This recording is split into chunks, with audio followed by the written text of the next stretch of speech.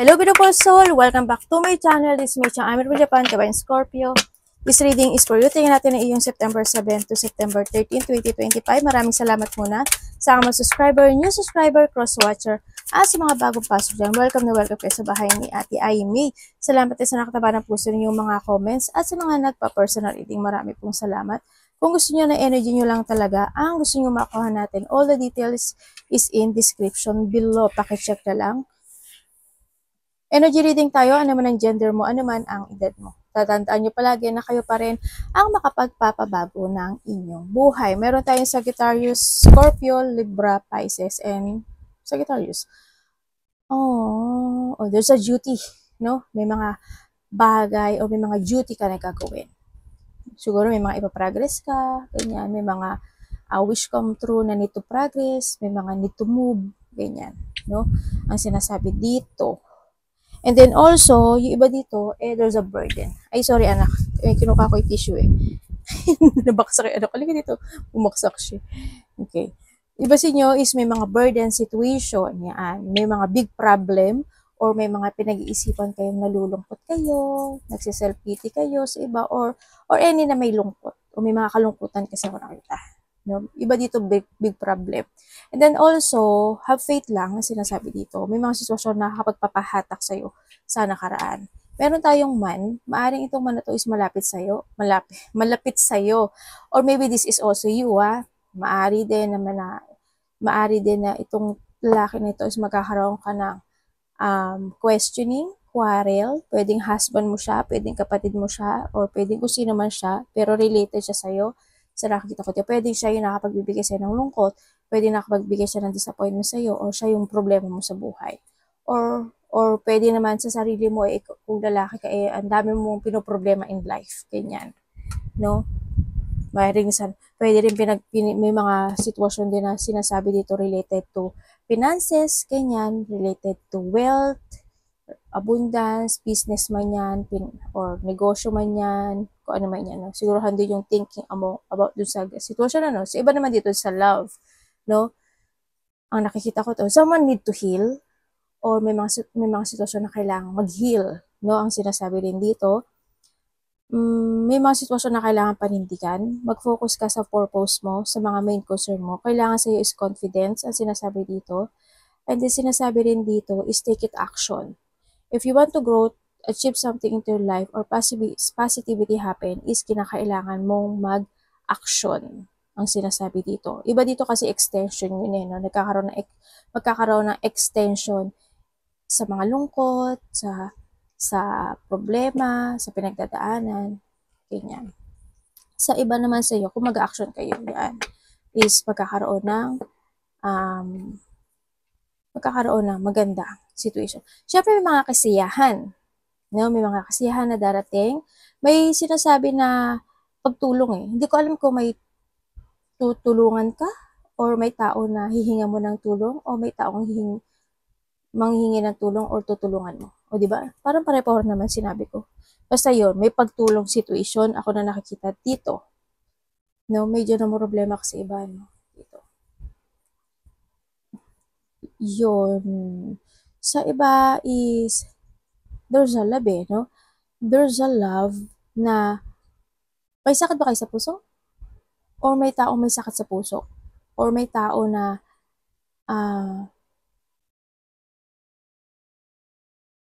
in a painful situation, na maaring ito is, gusto niya ng reconciliation sa'yo, or gusto niya ng pagpapatawad sa'yo, or gusto niya ma-recover yung situation. May mga ganang sitwasyon ako nakikita dito.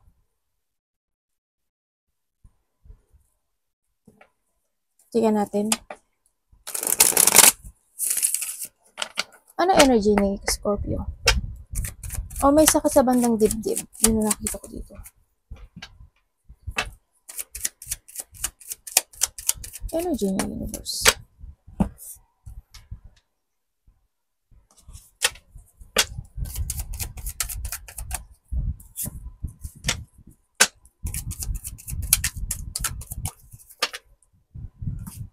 Okay, ang energy mo, ang nakikita ko sa'yo dito, lungkot, pag-isolate, or mga sitwasyon na pabago-bago isip mo. Magiging pabago-bago isip mo. May mga sitwasyon, kasi more on sad yung nakikita ko dito. May sinasabi na papers and documents. Hindi ko alam anong related sa'yo yun. Baka may gagawin ka, asikasuhin, dapat asikasuhin, susulat, ipapasa, o kung ano man yun, basta doon sa papers and documents ako nakikita dito, no? And energy nyo rin, you creating something new, no? Yun na nakikita ko to. Or maybe you thinking about something new. Ako nakikita dito. Pero, ba't nalulungkot ka? Sabi na, tinanong talaga, ba't ka nalulungkot? No, yun na nakita ko sa'yo. May mga sitwasyon na napanghinaan ka ng loob. May mga sitwasyon na sumasabay ka na lang doon. Yun na nakikita ko sa'yo.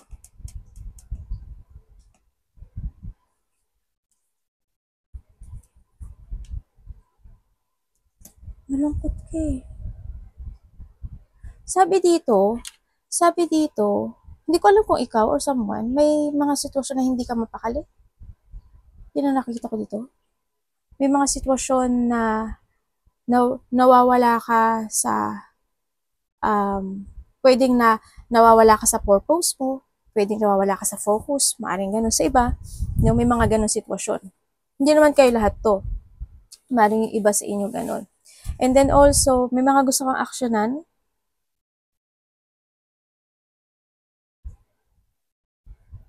Meron ka daw isang sitwasyon na sa iba ha, naumpisahan, pero hindi natapos. Ate, ano yun? Ewan ko sa inyo. Tinanong nyo sa akin. Ewan ko sa inyo. Yeah, may mga lack of discipline, lack of control sa iba. No? Ako nakita dito. Nawawala ka sa focus dito ah. May tao dito abusado, no? Or pwedeng ikaw, inaabuso mo yung sarili mo. Sa iba sa inyo. May taong, another message, may tao rin dito na, I hope hindi ikaw to ha, mapagbataas, dominante. May tao na, wala siya, walang purpose. O may ginagawa siya na pwedeng hindi bukal sa kanya or hindi yun yung iba yung purpose niya. Sa tingin mo kung yun yung purpose niya, mali ka sa inisip. Yung ganon. No? Ano parating kay Scorpio? O pwedeng ikaw rin ito.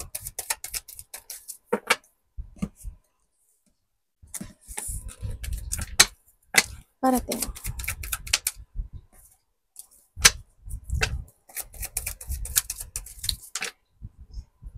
Ano to?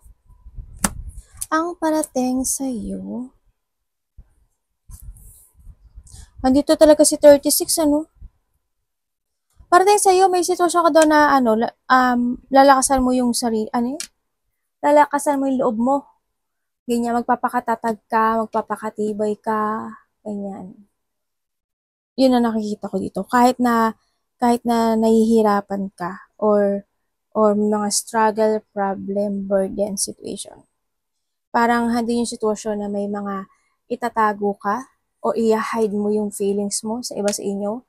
Kung tutuusin may mga lungkot ka pero itatago mo yun kasi ayaw mo makita ng iba or ayaw mong i-show yung feelings mo. Pwede din ganun sa iba. Sa iba sa inyo is may taong masakit ng ulo o nananakit ng ulo. Pwedeng sa pag-iisip, ganyan, sa nakita ko dito. Or nahandun yung may tao na pwedeng ikaw or someone masakit yung paa or napilay? Pilay-pilay? Ika-ika? Pilay-pilay, ika-ika. Basta ganun. So, pwedeng ikaw or someone in a family, yun na nakikita ko dito. And then also, parating din, may taong may bad intention sa'yo. Yun na nakita ko dito. Taong malapit sa'yo.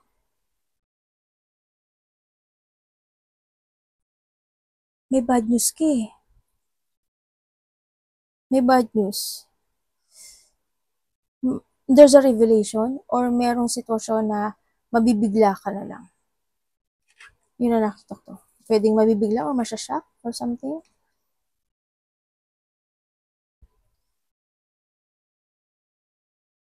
And then also, iba dito, sana hindi ikaw makakaramdam ka ng katamaran or or or may taong tamad or baka hindi ka lang makikilos, ganyan. O kaya nandun yung sitwasyon na, anong tawag dito? Anong tawag dun? Di ba nawala ako? Impatient, dismayo, marimar. Maiksi yung pasensya or iiksi yung pasensya. May taong nag-iisip ng kabiguan, may nag-aalboroto, may pag-aalala, no? May mga mental distress. Ako na nakikita sa iba sa inyo.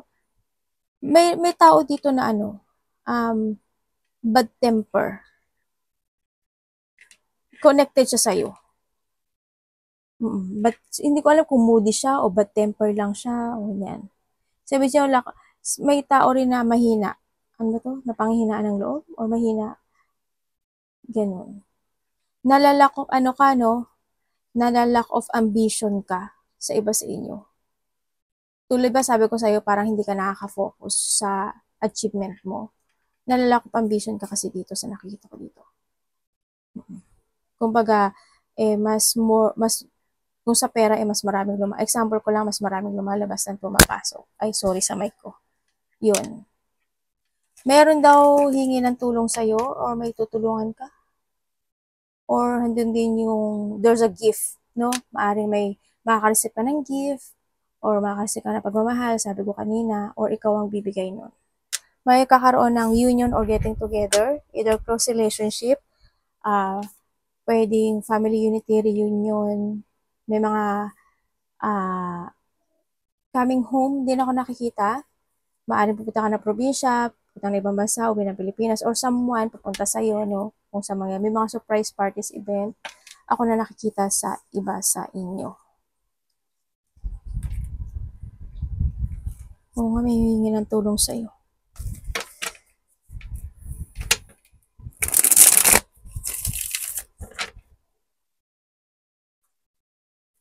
May mga gagawin ka raw. Hindi ko alam why. Pero siguro yung mga ayusin, kumpunihin, or pwede magpapagawa ng bahay, magpaparenovate, bibili ng bahay, or something house or family. At tingnan natin ang dapat iwasan.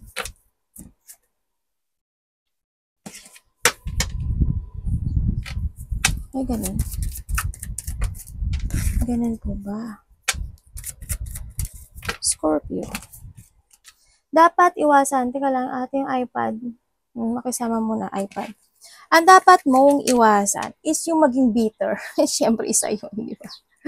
Yan, iwasan mo yun. O yung mga taong bitter, siyempre, iwasan mo ma-uncontrol ka. Iwasan mo yung puot o galit. Iwasan mo tamarin ka or mag-struggle ka. Iwasan mo yung tulad ng sabi ko, di ba, is not to put some effort in a situation to success. You need to put effort doon. Yung malack of direction ka, it's a bad suit. Hindi pwede yun.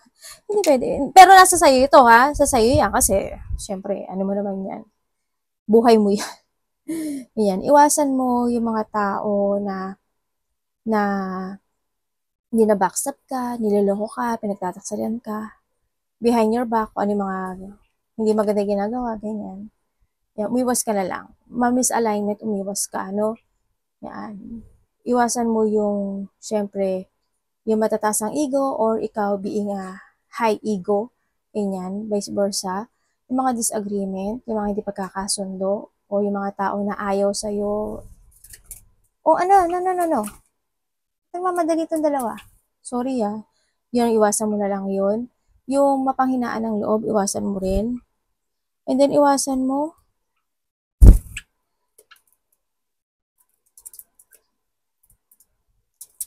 yung mga taong taksil, syempre. Yung hindi totoo. Meron ka daw ditong gagawin, no? Dito. Another message may gagawin ka raw dito. Ibig sabihin, na handito ka sa situation mo na meron kang Aayusin? Parang ganun ang nakikita ko dito. Iba naman sa inyo is, parang nandun ka sa sitwasyon mo na naghahanap ka ng tamang direction into your life. Yun, may mga sadness, pain,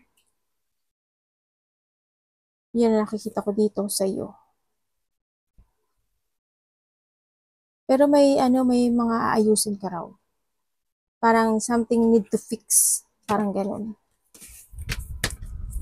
Love. Love sa lahat. Kapatid, anak, magulang, karelasyon, kaibigan. Kung sino man itong love na to. Kamusta ang love ni Scorpio?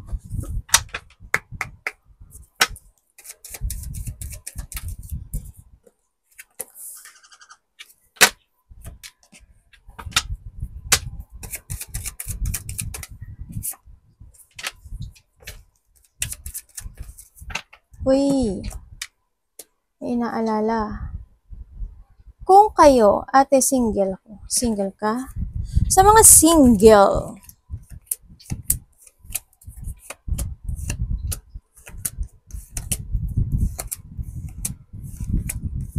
ay hindi pa siya darating eh.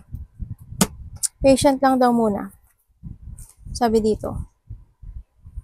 Maaring sa kasamahan mo sa trabaho? Or nakikilala mo na siya? Connected siya sa'yo? Ay, hindi. Hindi. Patient lang muna sa mga single, no? Sa mga nagkahiwalay.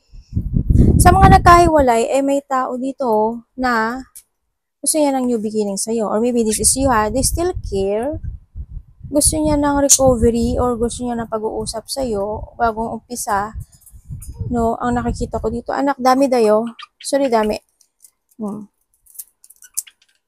O gusto niya mag-resetting sa'yo. Gusto niya ng peaceful, pero bakit kaya nagsisinungaling siya? Or ikaw to ha, nakipag-usap, nahatak siya na nakaraan, yun. Gusto niya buuin at gusto niya mag-apology dito. Gusto niya mag-offer sa'yo.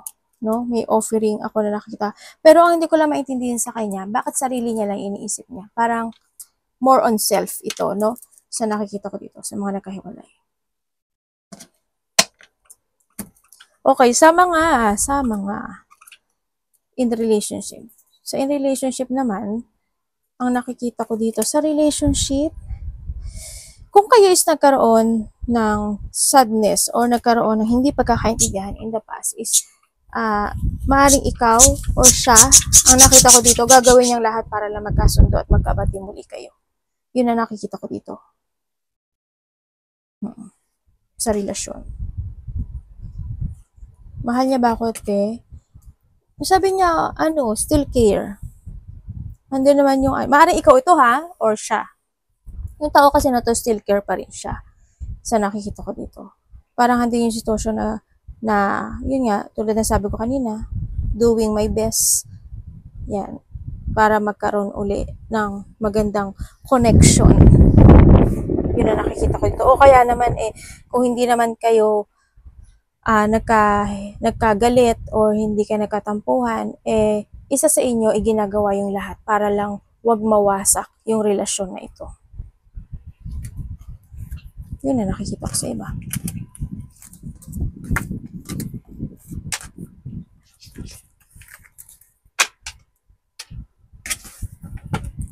Scorpio.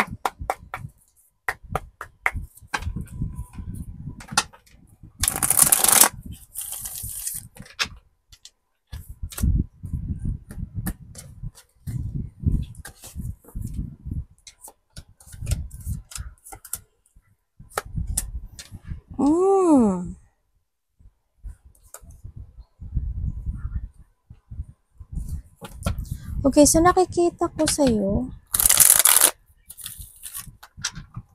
parang may hinihintay ka.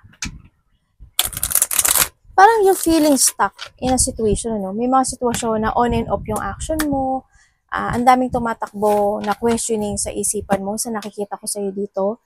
Nagkakaroon ka ng mga dissatisfaction. May mga sitwasyon na pinag-iisipan mo, nagsisiyasat ka, naghahanap ka ng katotohanan, dapat ba ganun, bakit ganyan, anong gawin, dapat.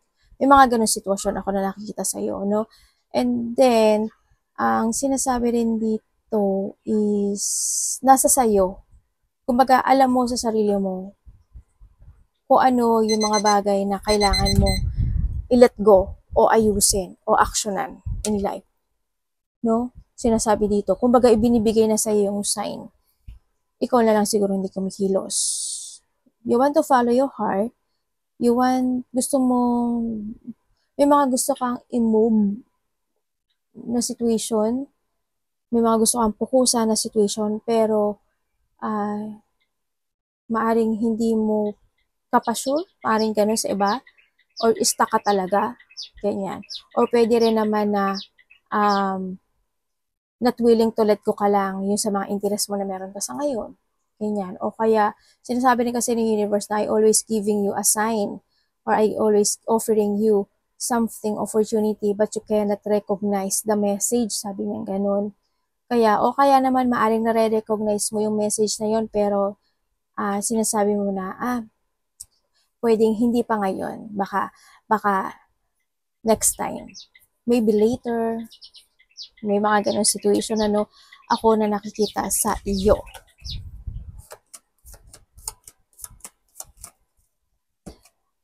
May tao na mag-a-apology at kakausapin ka, or maybe this is you, sa nakita ko, tao mo kilala mo na siya, no? Ito yung tao na gusto niya ng new beginning sa iyo, sa nakikita ko dito. May gusto siyang hilingin sa iyo, o ikaw may gustong hilingin. Yun, meron siyang hihilingin or hihilingin mo sa kanya.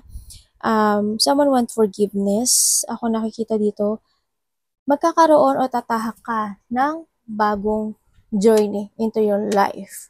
Ang sinasabi, kung hindi man this year or by the next month man siya, by the next year. Yeah, may pagtahak ng new journey in life. Ako nakikita dito, may mga new creation, situation.